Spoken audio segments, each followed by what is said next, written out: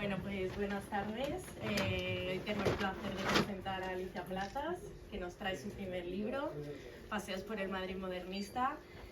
Y bueno, lo primero de todo, enhorabuena por este logro. Y te quería preguntar, en tu libro nos traes, como ya habíamos hablado, una perspectiva de Madrid llena de anécdotas, de arte, pero sobre todo con un punto de vista muy especial sobre el modernismo. Cuéntanos. Pues nada, como he explicado antes, me pidieron escribir este libro. A mí el modernismo es algo que me ha fascinado desde hace mucho tiempo, o sea, aún antes de saber mucho de arquitectura, porque yo estudié bachillerato de ciencias, luego hice filosofía, no tenía una formación buena ni en arte ni en arquitectura, pero cada vez que íbamos de viaje a alguna ciudad, pues siempre todos aquellos edificios que ahora entiendo que son modernistas me llamaban especialmente la atención. ¿Por qué? Pues porque eran edificios que tenían algo más, o sea, que te hablaban, que tenían, pues no sé, una belleza muy especial. Entonces, pues desde siempre me había llamado la atención el modernismo. Entonces, bueno, cuando empecé a escribir en Twitter y a hacer fotos por Madrid, y bueno, pues iba buscando distintas fuentes de información y tal, pues bueno, muchos de los edificios que ya iba metiendo en esa pequeña base de datos eran modernistas. Bueno, hablando de lo anterior, cuéntanos cómo surge este proyecto más en profundidad, cómo se desarrolla todo. Pues eso, Manu me pide que escriba el libro, entonces pues bueno, al principio era una idea de ir haciendo paseitos, pero bueno, pues con Belén estuve hablando mucho de qué cosas podríamos hacer, entonces pues de ahí surgieron pues nuevas, por ejemplo la posibilidad de meter anécdotas en muchos de los edificios, contar historias, interesarme no solo por la arquitectura en sí, sino por quién vivía ahí, quién había encargado de hacer esos pisos, cómo eran los arquitectos. Entonces pues eso hizo que enriqueciera la perspectiva del edificio más allá de lo arquitectónico y lo artístico, contando pues todas las anécdotas que he podido rastrear en prensa, en libros y tal. Y bueno, pues luego para dar contexto a mucha gente que no supiera qué era el modernismo, le metí una introducción contando un poquito los antecedentes, tal. Y bueno, para terminar también, como yo misma iba descubriendo un lenguaje que tampoco conocía de arquitectura, que es un óculo, que es una ménsula, pues metí al final un pequeño diccionario. Y luego también, pues mirando mucha información, pues vi que había una parte muy importante de modernismo desaparecido. No solo de que los edificios hubieran desaparecido totalmente, sino que muchos habían sufrido lo que llamaban en los años 40 como un poco el rasurado de adornitos, como, o sea, cuando acabó el modernismo, que era una época de alegría, tal, vinieron las guerras, las crisis, la gente se volvió más severa y empezó a decir, pero esto que es, fuera, fuera, y a quitar adornitos y a quitar pinganillos y cosas de los edificios. Y bueno, hablando de modernismo, ¿de dónde viene esta pasión, no solo por el modernismo, sino por la arquitectura en general? Yo creo que la arquitectura tiene o sea, conjuga por una parte la practicidad de los arquitectos buscando una manera de que la gente pueda vivir cada vez más cómoda, cada vez con más luz, cada vez de un modo más higiénico, empiezan a diseñar patios de luces, todo pues que pueda subir el agua, tal, pero a la vez intentan dar una belleza al edificio, tanto para la gente que vive dentro de ellos, que se sienta cómodo y con sus vidrieras, con sus escaleras, con sus ascensores, como para que la gente que pasea por la calle pueda también admirar esa belleza y ver qué cosa tan bonita. Entonces creo que en la arquitectura se junta pues eso, la practicidad de la vivienda con la belleza de las otras artes. Y bueno, Madrid no es la primera ciudad, si pensamos en modernismo, que se nos viene a la cabeza. ¿Cómo surge la idea de hacerlo en Madrid? ¿Cómo surge la idea de buscar la impronta que ha dejado este estilo en la capital?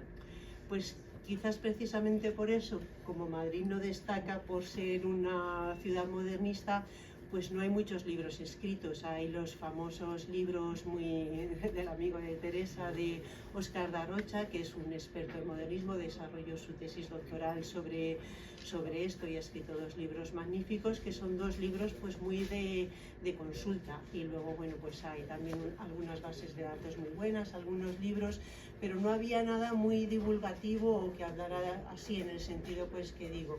Y luego pues tampoco existía esta invitación a pasear por Madrid, por la calle, descubriendo cada uno de los edificios, sus historias. Entonces, bueno, no es una guía, no es una guía de arquitectura, sino es un libro divertido para leer anécdotas, para pasar un rato, para salir a pasear por la calle y poder disfrutar, descubrir nuevos detalles.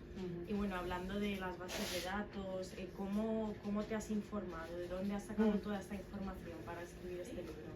Yo digo, la base, en la mayor parte de los casos de los edificios, la he sacado de estos libros de Óscar da Rocha, salvo algunos más que he ido encontrando que no estaban registrados y he ido verificando que sí que eran de esa época y que eran modernistas también. Pero luego para contar las historias de la gente que vivía, pues he tirado muchísimo de prensa, porque no me gusta mucho usar las historias secundarias porque uno escribe una cosa y en internet todos repiten lo mismo y al final puede que hasta no sea verdad, como pasa por ejemplo con un templete de música que desapareció en Rosales, todo el mundo dice que lo tiraron en los años 70 y no es verdad, lo tiraron en los años 40, pero se repite una fuente tras otra. Entonces a mí me gusta mucho rastrear en la prensa. La hemeroteca digital de la Biblioteca Nacional es una joya auténtica, entonces pues ahí buscando por palabras claves, gente pues dice, a ver esta señora, pues dices, ay, esta señora pues invitaba a la gente a tomar el té en una tertulia literaria en su casa, pero mira, esta señora después, unos años después, la embargan el piso porque no puede pagar, entonces así vas aprendiendo muchas cosas, o la duquesa que hace los pisos de la Manzana Roca, pues ves que unos años antes ha conocido al arquitecto Valentín Roca porque estaba reformando su propio palacio y entonces dices, pues por esto debe ser por lo que decidió encargarle la reforma. Entonces la hemeroteca es, ya os digo, una fuente maravillosa, incluso hay algunas revistas gráficas, Mundo Gráfico, La Esfera, pues que vienen unas fotos muy bonitas. Es también lo que he utilizado fundamentalmente para el apartado de modernismo desaparecido, porque digo, bueno, no voy a meter planos que a la gente le van a resultar aburridos, voy a intentar buscar fotos de la época, de lo que existía, de cómo era. Y bueno, ¿tienes algún paseo de los tantos que has hecho que sea tu favorito, al que siempre vuelvas o que sea especial para ti?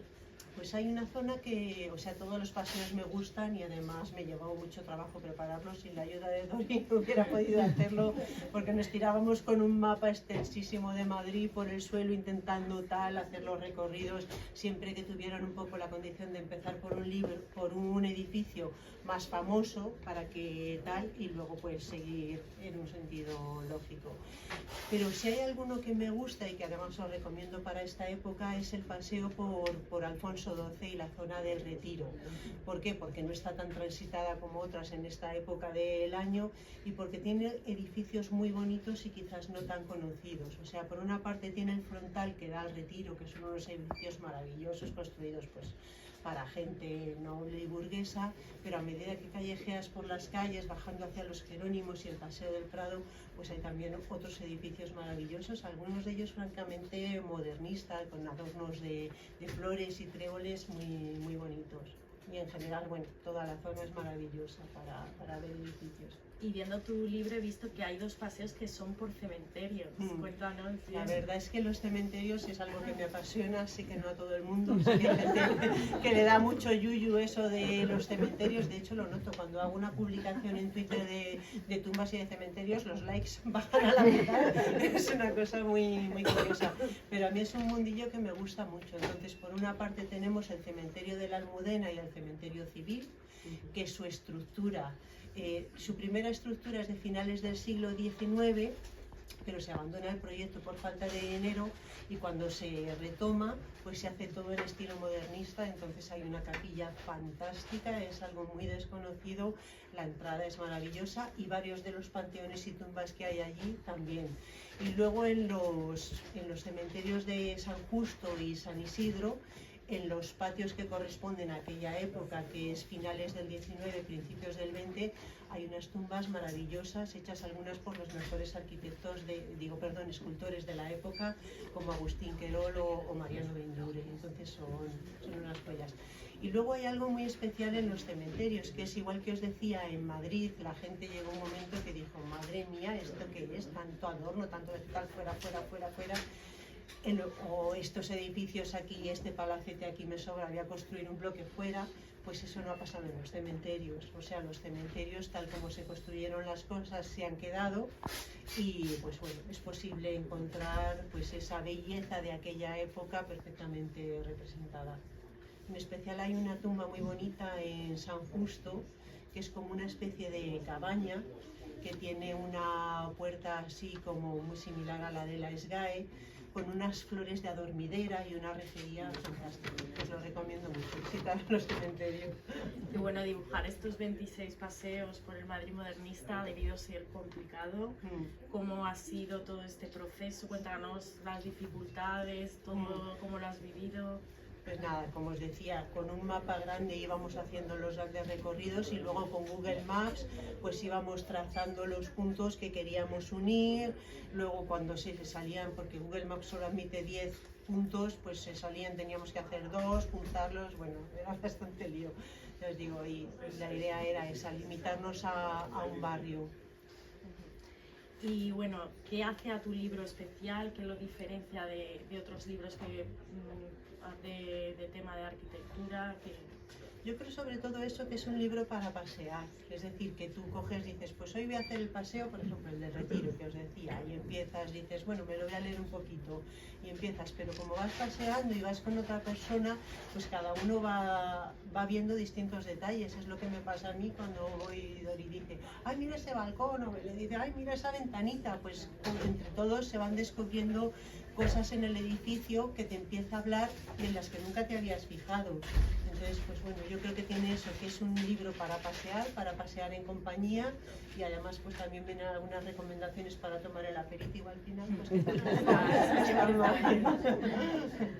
¿Y a quién le puede interesar tu libro? ¿A qué público va dirigido? Pues yo creo que fundamentalmente madrileños que les guste la ciudad, que les guste pasear. Visitantes ocasionales, pues hay mucha gente, lo vemos todas las navidades del resto de España, que viene a Madrid con mucha frecuencia, una y otra vez. En general interesados en el modernismo, interesados en la arquitectura, como todos mis seguidores de Twitter, que son realmente amables y siempre están ahí apoyando.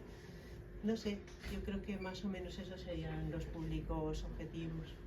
Y bueno, una vez has publicado tu primer libro, que es algo que todo el mundo pueda decir, ¿tienes pensado seguir con algún otro libro, algún otro proyecto? Pues la verdad es que sí, estoy escribiendo una historia que todavía no se la he presentado ni a la editorial ni a nadie, pero estoy escribiendo una historia de los hoteles de Madrid.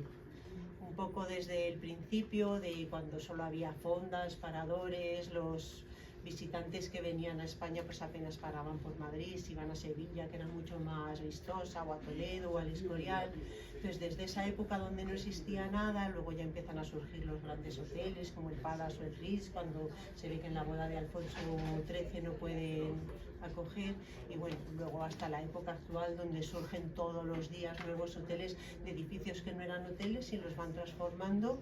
Pero o sea, por una parte cuento esa historia y por otra parte invito a los madrileños a descubrir esos mundos que muchas veces no nos atrevemos, a veces por vergüenza, porque son así de 5 estrellas y pensamos que van a ser un poco así, pero tú entras a tomarte un café a sitios como el Santo Mauro y es un sitio maravilloso, con una decoración exquisita, con una propuesta gastronómica que a veces tampoco es excesivamente cara, y bueno, me parece que son los grandes desconocidos de los madrileños y me gustaría pues eso, ponerlos en valor y darlos a conocer. Pues muchísima suerte y ojalá salga tan bien como ha salido esta vez. Y no sé si nos quieres contar algo más, algún dato de interés, alguna anécdota. Pues no sé, casi si queréis abrimos turno de preguntas y la gente... Yo te quería preguntar, de todos los edificios que aparecen en el libro, ¿cuál es tu preferido y por qué? Pues voy a responder con dos. Hay dos edificios que me gustan mucho, porque que tienen algo en común, que es que en su fachada tienen azulejos de Daniel Zuluaga, que es un maravilloso ceramista al que admiro profundamente. Uno de los edificios es la Compañía Colonial, que está en la calle Mayor, que tiene arriba unos azulejos del té y el café, pero además pues tiene unas representaciones muy modernistas, de rostros femeninos, tal, y en el centro hay un dios Mercurio, que es el representante del comercio, maravilloso, pero al que han disfrazado con unos rasgos indígenas, o sea, sus pendientes son una especie de colgantes de la semilla del cacao. Entonces me parece una genialidad todo ese edificio. Es una pena en este caso que se ha perdido el interior, que era precioso, de madera, con unas estacas, era una maravilla. Eso, bueno, lo hemos hablado otras veces, la impresión que debía de hacer a la gente que transitara por la calle Mayor, ver pues, ese edificio tan bonito, tan nuevo, con esos azulejos. Bueno, hace poco estuve también con mi familia paseando por allí y muchos, lo comentaba Miguel, que había pasado muchas veces por delante y pues, a veces no se había dado cuenta, otras sí. Y del mismo, o sea, el edificio ABC, sabéis que lo que es ahora el centro comercial ABC tiene dos fachadas, una que da a Serrano, que es la modernista, y otra que da a Castellana, que es en estilo regionalista sevillano, porque ya sabéis que los Torcuato Luca de Tena eran de Sevilla. Entonces en la fachada delantera, que era la original del periódico Blanco y Negro, pues también hay unos azulejos muy bonitos de Daniel Zuloaga, hay una fantástica puerta modernista y lo más bonito es el interior, el salón, que todavía se mantiene, donde están los dibujos del que fue uno de los ilustradores de ABC, José Ariza, que son unos dibujos maravillosos. Ahora los han puesto un poco horteras, con neones, tal, en el restaurante Torcuato, que es donde están, pero vamos, en general el conjunto es maravilloso. Yo te quería preguntar por esto que has hablado del modernismo desaparecido. Es muchísimo. Esta misma semana he leído una noticia que el Ayuntamiento de La Coruña ha prohibido que se reformen las fachadas con estos sistemas de aislamiento por el exterior que tapan completamente la fachada en todo el casco histórico para preservar, pero sin embargo esto ha pasado en un montón de ciudades y en un montón de edificios. ¿Ha sido así también en el caso del modernismo? Pues yo soy más consciente, o sea, de lo que os decía, del efecto de afeitado. Pero es verdad que hay mucho más modernismo desaparecido por distintos motivos. El principal es, bueno, que las zonas van cambiando, que donde había un chalecito la gente decide hacer un bloque de edificios. Entonces, dentro de, por ejemplo, todo lo que era Arturo Soria, que era una colonia toda de chales pequeños, había muchísimos chales modernistas que han desaparecido, pues bueno, por la evolución, tal. Es curioso, todavía quedan un par de ellos de ese estilo y alguna de las verjas de los bloques actuales también mantiene el estilo. Luego, pues hubo cosas que desaparecieron en la Guerra Civil con los bombardeos de la aviación, pues por ejemplo el mercado del Carmen, que estaba en la Plaza del Carmen, que era modernista, desapareció, o sea, fue quemado. Luego también el modernismo coincidió con la época del comienzo del cine, que fue la primera proyección en 1896. Pero en aquella época los cines eran una especie de barracas de feria, de madera. Hay fotos, algunas muy bonitas, con decoraciones muy modernistas, tal, y muchos de ellos desaparecieron con el fuego, como el Coliseo España. Aún así todavía nos quedan dos cines modernistas, que son el Doré, que tiene una fachada preciosa, que como sabéis estuvieron a punto de tirarlo en los años 80 y gracias a Dios se salvó, se restauró y se conserva. Y el Cine Ideal, que también fue muy reformado, pero curiosamente sus dueños han ido recuperando poco a poco algunos de los elementos modernistas originales que tenía, como lámparas o como el cartel, y bueno, la vidriera que se ha conservado muy, muy bonita. Entonces, pues yo creo que fundamentalmente ha sido eso, el paso del tiempo y los que se han rehabilitado, ¿se han hecho bien las rehabilitaciones de los edificios de Madrid? Yo creo que en su momento no se hicieron. De hecho, la SGAE, por ejemplo, hay fotos de los años 70 que dan ganas de llorar, porque la maravillosa puerta modernista, estilo francés, está atravesada por un bloque de cemento y tenían puestos los aires acondicionados, las palmeras que están hechas para sujetar tanto el balcón exterior como la parte interior estaban cortadas con cristales opacos que no permitían ver el otro lado de la palmera. Entonces, esas barbaridades que se hicieron con la sensibilidad actual, lo que se ha ido haciendo es recuperando. Entonces, han ido quitando esos elementos y volviendo tal. Aunque la ley de protección de edificios de España no te permite muchas veces volver a restaurar cosas como estaban antes, tienes que diferenciarlas bien, pero bueno, sí que se han podido recuperar algunas cosas que se perdieron.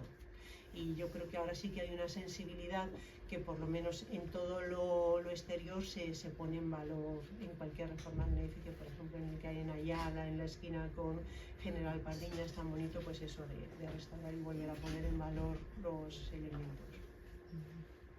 ¿Alguna pregunta más? Sí, hola. Yo quería preguntar si hay alguna característica diferencial del modernismo madrileño. O sea, algo que lo diferencie de los otros. Quizás es más ecléctico, no sé qué Sí, opinas.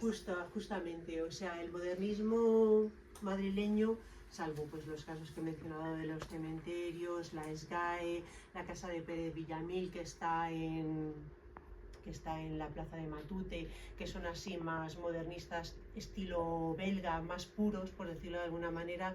El resto es muy ecléctico, es decir, son edificios normales en los que los arquitectos introducen elementos decorativos muy característicos del modernismo. Muchas veces simplemente es la rejería, que la rejería madrileña es fantástica y en esa época pues recoge del modernismo todo. Otras veces pues son las ménsulas que sujetan los balcones, otras veces las vidrieras que adornan los interiores, pero es más bien un modernismo muy decorativo, no estructural y muy ecléctico. De hecho, hay un dato curioso que es que, aunque al principio sí que hay cositas estilo belga, la mayoría de los arquitectos madrileños recibían las revistas de Viena, de lo que estaba haciendo en aquel momento, pues, bueno, no me sale ahora ninguno de los grupos. Y entonces lo que hacen es recuperar mucho a esa decoración secesionista que es muy similar a la costura, que tiene muchos botoncitos, tiritas y muchas cositas así, pues recuperan todos esos elementos y los podemos encontrar, pues, no sé, por ejemplo, en edificios que hay en Bailén, tal. Muchas veces los portales son auténticas sorpresas, porque ves un edificio pues más o menos normal, por ejemplo hay uno en la calle León y de repente abres la puerta y dices, señora, ¿puedo pasar que me han dicho que estoy...? Y te encuentras una profusión de elementos decorativos, modernistas, yo digo, sobre todo secesionistas. El arquitecto que hizo el mercado de San Miguel, Alfonso Lubé, tiene 2 o 3, uno, ya os digo, en la calle León y otro en la calle Covarrubias, que son preciosos. Ahora, para colarte en los portales a veces es difícil, tienes que enfrentarte a las vecinas, a los porteros, y te encuentras de todo. Hay gente muy maja que te deja, te lo cuenta, te lo enseña tal, y otros dicen, como, no, esto es muy morada, no puedes pasar. ¿Alguna pregunta? Pues nada, un aplauso, por favor.